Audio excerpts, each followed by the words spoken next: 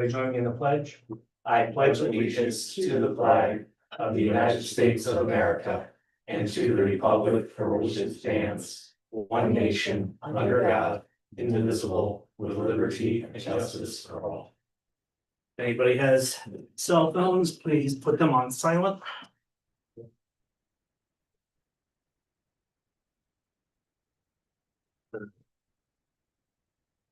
We're going to get this started.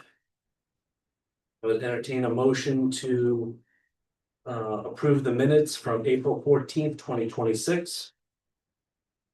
And a big shout out to trustee Mike for legal assist. Thank you very much, sir. I make a motion that we approve the minutes for April 14th, 2026. Jim, I thought Mike would do it for a big good thing. I'll second it. any other discussion? All in favor, say aye. Aye. Any opposed? Unheard? Carried. All right. Next up, a motion to authorize the payment of the bills. Make a motion that we authorize the payment of the bills from the aid fund vouchers number 165 through 203 in the amount of $40,786.79. From the F&G fund vouchers number 55 through 69 in the amount of $25,320.88. And from the T&A fund voucher numbers 9 and 10 in the amount of $24,270.80. Can I get a second? Any Second. discussion? Any, I have a question. shoot, When's the deadline for them to come sign them, so we come sign them? Cause like today, some of them are still signed. yeah, Is there a deadline? so the deadline's supposed to be noon yesterday. But there's a couple times when some of the vouchers don't get completed until today. And on those occasions, we call the trustees or we call the department heads back in. So tentatively noon before.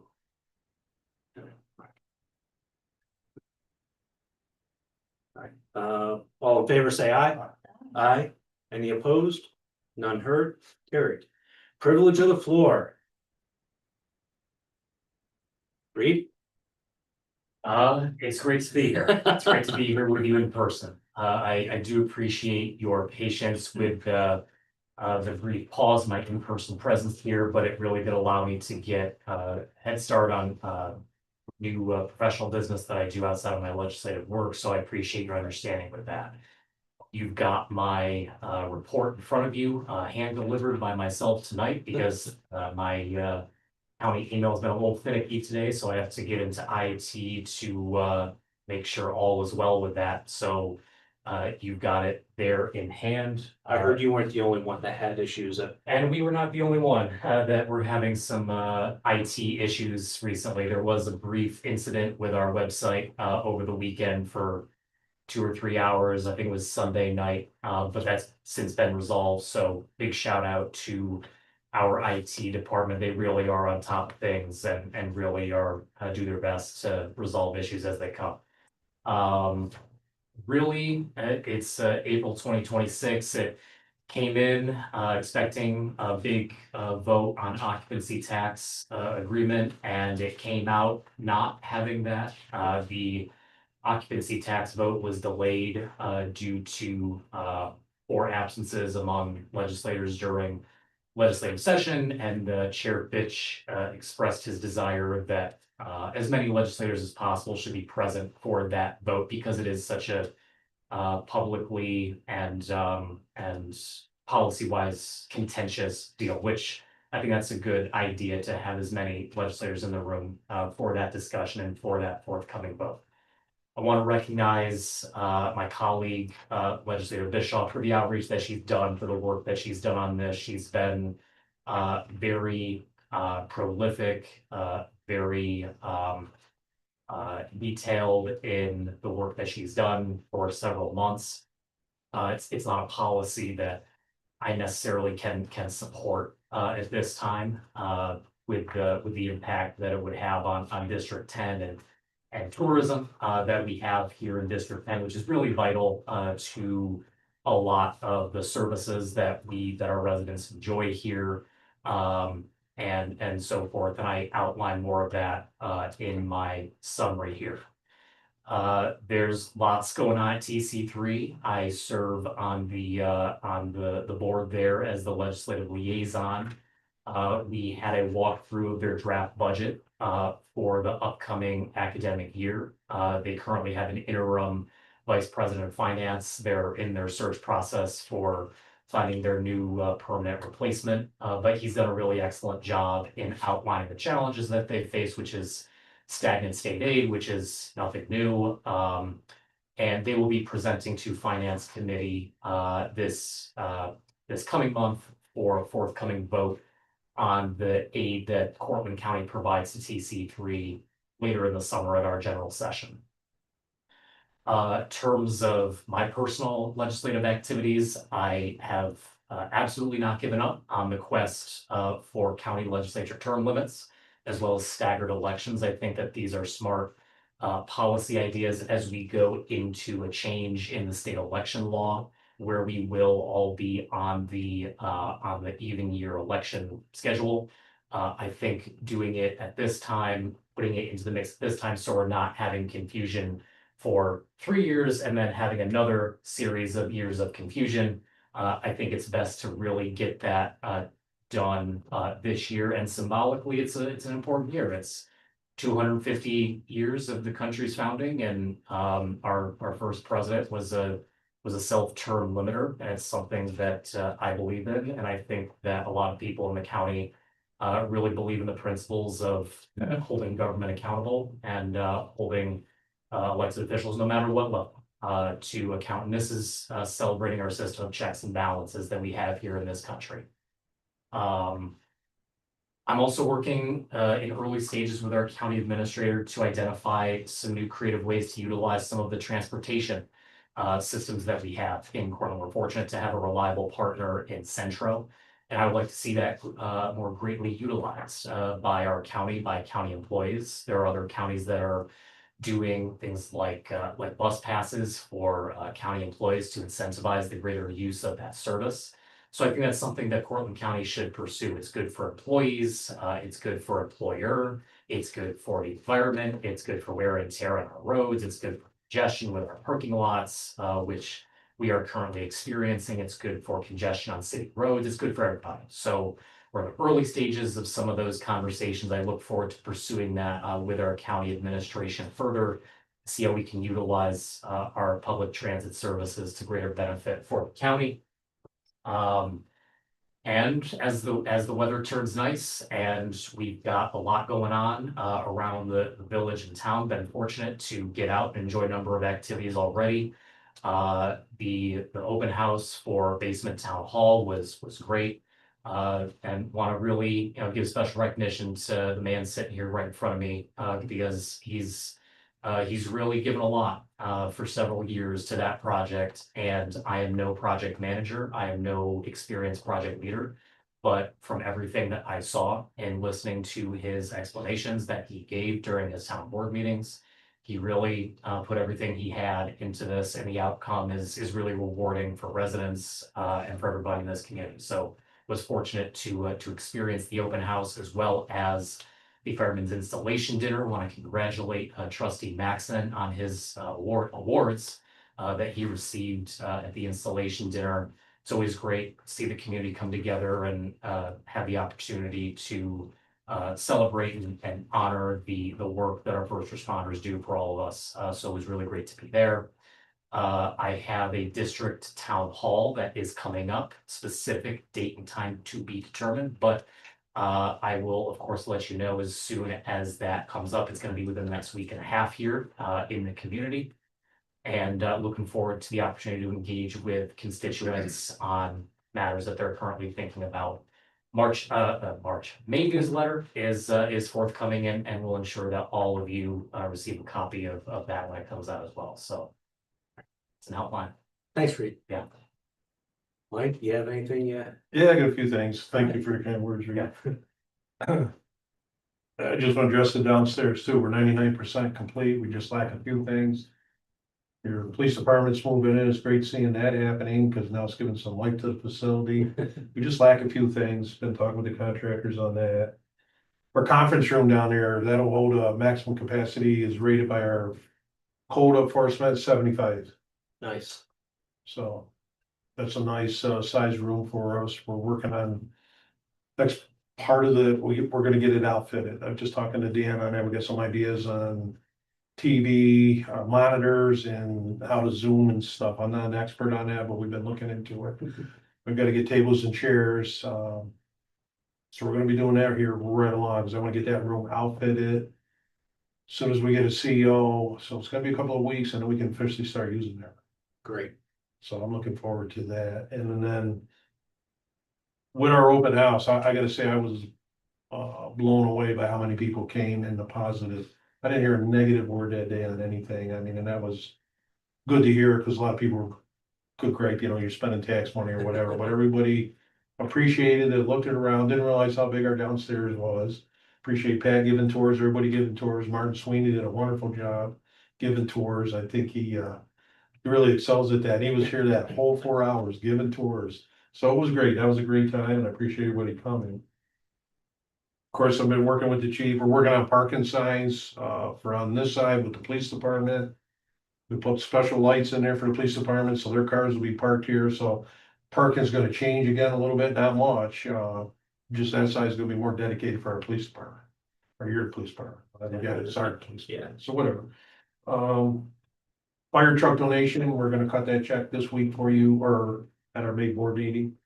So I just gotta get a clarification, make it out to the village or make it out to the fire department. I don't know how that. Make it out to the village. The village, so I have that taken care of. Other than that, it's, I'm glad the downstairs is 90, because it, as Reed said, it really drained me. I was so glad after our open house, I took a week and still with my own business, I recuperated a little bit, because it was draining that last week, but, it's great and I'm loving it, and, look forward to, we got a lot more to do yet. Thanks, Mike. Anybody else, privilege on the floor? All right, moving on. Old business, update on the village EV charging station. So the one grant that we were looking into, we are actually out of region. That is it was a NYSEG grant, and we are National Grid in the region. So that part did not work out. However, we have been working with EV Connect, and we do have the pricing in place.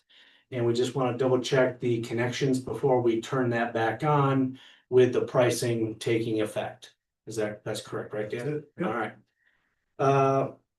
Next up, we have the DRI Small Project Fund, which I apologize for the small things. It was sent out in Excel and I was playing around with it. I figured out a little bit later, but if anybody needs a larger copy, let me know. So we had 10 projects that were proposed. 8 were approved for either partial or fully funding, and you can see the amount that they were awarded.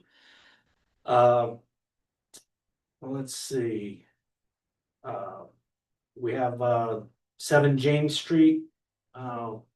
And you can read as you go left to right, to the justification and the scope of work and the amount, the match amount and the proposed amount. So everybody knows they have to pay for this upfront. This is a reimbursable grant. So one of the things in the process was they had to show that they had the financial capability to pay for this and have the cash flow available. So out of $450,000, we're getting $600,000 total in return. So this is a good leveraging of money. It's a 75-25. The state will pay 75%, the building owners pay 25%. You're not going to see things happen right away yet, though, because there are more steps. So the next step is it has to go to environmental review. After that, the State Historic Preservation Office has to take a look at these, better known as SHPO. Then after that, it has to go through MWBE review. So the IDA BDC is the organization that is tracking this for us, and I am very grateful for that. Because it's more than just selecting and reviewing in the criteria. There is a tail to this, which is quite extensive, extends out 5 years. So as these organizations, they've all been notified, as they go through the process, the IDA BDC will be there to make sure that they do it correctly and that they're following all the parameters. If the village, if we were to do it, we're just too swamped. All right, we've got 3 people in the office and we still have numerous other DRI projects that we have to manage just for the village. So I am grateful to the IDA BDC for picking this up. It is money well spent on our part for them to manage this in a timely manner. Does anybody have any questions on this before we move on? If you think of them at the end, we'll open it up at the end as well. Okay. Next up is the Smart Growth Comp Plan update. The steering committee meeting had its second meeting last night from 6 p.m. to 8 p.m. Covered a lot of ground, looking at possible dates for the pop-ups to get resident feedback. So there was a lot of information put out. The steering committee reviewed some of the data that had been collected, made corrections and adjustments. So it's been very good in that regards. So expect more this summer, either on Magic on Main or Holiday in Homer. Expect some pop-ups. They also want to reach out to some of the schools as well to get some of our younger residents involved in what they would like to see in the future. So. All right, new business. We had been looking into the sale of the 2 properties on John Street in Durwood. We were doing our due diligence to ensure that we had no preclusions to declaring it surplus and putting it up for sale. Our attorney, the village attorney, has reviewed everything. He's looked at the deeds, he's done the background checks. There is nothing precluding us from selling these 2 properties as surplus. So at this time, I would just like to reaffirm and with a motion to sell these 2 properties as surplus. Make a motion to declare and reaffirm village properties 66.50-3-26.000 John Street and 66.50-03-25.200 Durwood Drive as surplus. Can I have a second? Second. Okay, any discussion? All in favor, say aye. Aye. Aye. Any approve, any? Whew, it's been a long day. Any nays? None heard, approved. So the next step for this, we'll get an appraisal. We'll have an appraisal done on the properties, and then I will have that for the next meeting, and then we will take the next step from there. Approve the Newton Waterworks credit for 29 Cortlandt Street. I've looked over the request. It seems in line with our policies, so I would make a motion to approve the Newton Waterworks credit for 29 Portland Street. Can I have a second? Second. All right. Any discussion? All in favor, say aye. Aye. Aye. Aye. Any opposed? None heard? Motion carried. All right. May is Dig Smart. And as everybody likes to get out into the dirt and do projects, this is just a reminder that if you're doing significant digging on your property, call the New York Safe dig, or you dig. It's 800-962-7962. All right. I'll put some more of these out, but it just saves a whole lot of grief. Okay. Not only is it the law, but it's also free. You just call them up, give them 2 days. Now, if you call on a Saturday or Sunday, it's gonna be 3 because they gotta process one, day two, and then on the third day, you'll be set. It's too easy. I've done it multiple times myself. A little bit of preparation saves a whole lot of heartache. All right, we have one resolution. We're gonna do no mow May again this year. I'll put out more information on that later, but at this time, I'm gonna have our clerk's sonorous voice read this for us. No mow May for 2026, whereas plants of all types, including food crops, gardens, trees, and others, depend on pollinators to reproduce. And whereas pollinators have been under significant anthropogenic pressure in recent years, resulting in significant decline. And whereas early spring is a time of vulnerability for pollinators as they emerge from hibernation and food sources are scarce. And whereas residential yards can be an important stopgap nectar source for pollinators if left to grow naturally during this critical period. And whereas lawn mowing removes flowers from violets, dandelions, and other flowering lawn plants, now therefore be resolved, the village Hope declares the month of May 2026 is no mow May. It invites homeowners to register their properties to participate by pledging not to mow in the month of May. And be it further resolved that the Village of Homer Code Department is directed to not issue citations during the month of May 2026 for lawn height for properties which are enrolled in the No Mow May program by May 8th, 2026 through the Village Homer office. One of the things I want to point out is enrolled, right? It's not a free pass. You actually have to come up and sign in at the office. I know some folks in the past have done no mow May and then rued it as they try to mow their lawns after a particularly wet spring. Okay, there's a couple things you can do. You can leave a small 3-foot by 8-foot rectangle if you want, let that go, and then just mow everything else. You can raise your mower height deck and mow and just keep it a little bit higher. So there's a lot of things you can do besides just watching it grow, if you want to participate and help. All right. Can I get a motion to approve that? Motion to approve it. Second. Any other discussion? All in favor, say aye. Aye. Any opposed? None heard, carried. All right, so next coming up, we have this year, we budgeted for 2 audits. One is for our LoSAP. So we will be working with that. That was budgeted into the fire department budget. So I will be reaching out. We already have somebody contracted, and we've got the money budgeted, so that will be coming forward. And then there's been a lot of between COVID and some turmoil, and we also budgeted some money for ourselves to have an audit.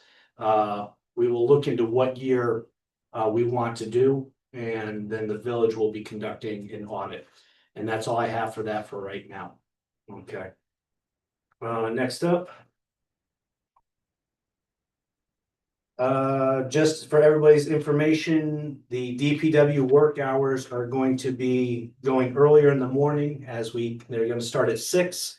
So now that we have daylight and with summer coming up, trust me, we want to get them working in the cooler hours as much as we can. So they'll be working starting at 6. All right. With that, comments by board members, and we'll start with somebody who has a palm tree behind them. Hey, don't be jealous. I guess the only thing I wanted to bring up was the ADA compliance for online materials. So the government did have a deadline for compliance that was, I think it was April 24th. It was sometime last week, but they've extended it to April 26th, 2026, which is good for us. Wait. Yep. Okay. Oh, Basically, we're all familiar with the ADA in terms of, making buildings accessible, installing ramps, elevators, making accessible restrooms, curb cuts. This is similar, but for digital spaces like websites, documents that we provide to the public online. We just need to make sure that we're meeting some accessibility standards so that they're accessible by screen readers for low vision citizens, that our videos are transcribed, which they already are, through YouTube and Zoom. I took a quick look at our website and things look pretty good. There are probably a few things that we need to look at, like some of the plugins for calendars and whatnot.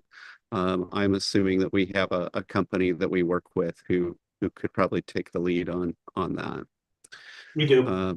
Okay, excellent. And probably just maybe a little bit of training on how to create accessible documents, accessible PDFs and whatnot. So that's all I wanted to share. Great. Thanks, Mike. Yep. Tim? No. Elizabeth? Nothing. Are you guys gonna leave me to do all the talking again? Well, we got a stack right there. Well, I know. Well, couple things, well, let's dive right into it. So a couple things, one, Mike, great open house, all right, I'm very happy to be associated with something like that, that's awesome. All right.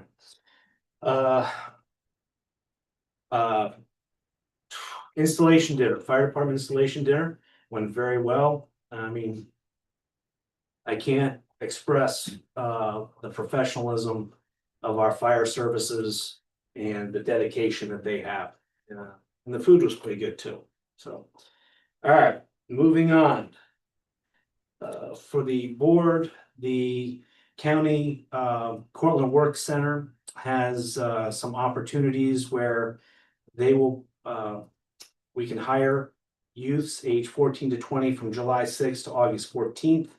And they pay the wages and serve as employer of record. Our cemetery department has requested this. I have reviewed some of the projects that they would like to do, and I think this would be a perfect fit. So we will move forward with that. I don't think we need board approval for that, do we, Dan? No. All right. Next up. So if you've seen the Hastings Court proposed numbering system, there's some issues, and I think one of the ways that we can fix this is by, we've named the street Hastings Court. However, depending if you're going north or south at the T intersection, there could be some confusion if you don't know the numbering. I talked with Tricia County Planning today, and I said, well, what if we name it North Hastings Court and South Hastings Court? And she said, that would solve that, and I believe that would solve the EMS concerns as well when responding. So, with your approval, your conditional approval, I would like you to rename Hastings Court as Hastings Court North or North Hastings Court and South Hastings Court. Trish is coming to our department head meeting on Tuesday of next week. So yeah, we do Tuesday or Monday? Tuesday. Man, I am really, all right. Tuesdays. I know, our next department head meeting on Tuesday. So if we can get the numbering and we've got the street names, I think we can have this solved by the department head meeting. So I would entertain a motion to name Hastings Court as North Hastings Court and South Hastings Court. I'll make a motion. Any other discussion? All in favor, say aye. Aye. Any opposed? Unheard? Carried. Great, thank you. All right, I'm not gonna cover that tonight. So I talked before about April, we were gonna be working on the EV charging station, and we've got a plan in place for that. We've got the EV Connect, we've got the software. We're looking at the charging. We did not fall within the parameters of the grant, but we're looking at other avenues for that. For the month of May, what I would like to focus on, I've talked with Liz about it, is our communication platforms for our community. I think we do very well with Zoom, and we have the newspapers here, which is great. And I know WHXC, we run Happening in Homer. But we have a couple different, we've got a fire department Facebook page, we've got a police department Facebook page. At some point, we lost access to the Village of Homer Facebook page. And there's also a Village of Homer Instagram and Village of Homer something else. And with the transitions, we've lost the access to those. So we are going to streamline that to make it more accessible. Because we have such things as, like, for the month of May, and I'm gonna mention it now because our next meeting isn't until well into May.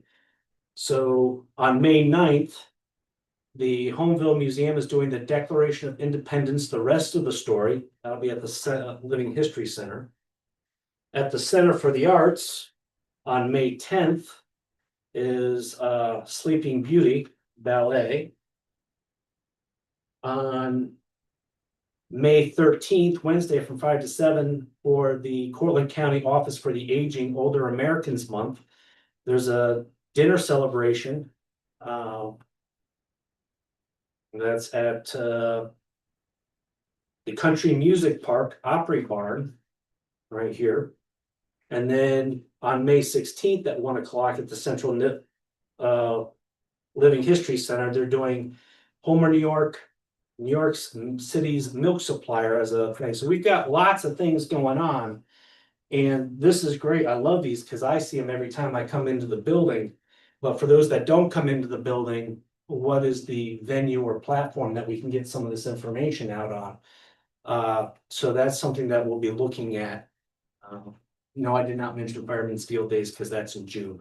So I'll mention them in May. All right, Tim. Will be brought up. All right. Let's see. So I think that covers everything I had for the open session. Do we have any questions from the media? You guys are too nice to me. I appreciate that. All right, unfortunately, Doug, do you have anything for us online?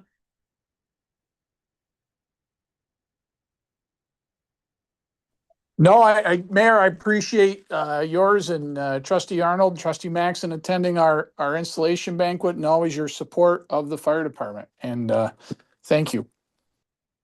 All right.